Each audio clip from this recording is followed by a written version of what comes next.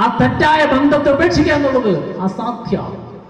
എനിക്കിതിൽ നഷ്ടം വരുത്തിയ വ്യക്തി, ആ വ്യക്തി അടുക്കൽ പോയി ക്ഷമ ചോദിക്കുക, രമ്യപ്പെടുക അസാധ്യമാണ്.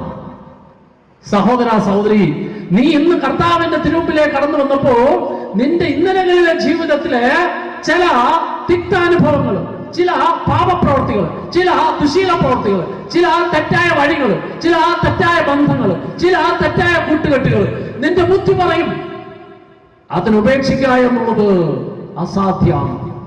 അതിന് വേണ്ടത് വെക്കുക എന്നുള്ളത് അസാധ്യമാണ്. അവരോട് ക്ഷമിക്കുക എന്നുള്ളത് അസാധ്യമാണ്. ആ രോഗം സുഖപ്പെടുക എന്നുള്ളത് അസാധ്യമാണ്.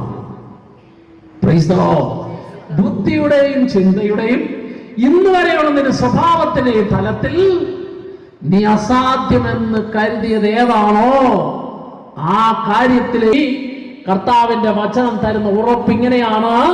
ലൂക്കായുടെ സുവിശേഷം 1-ാം അധ്യായം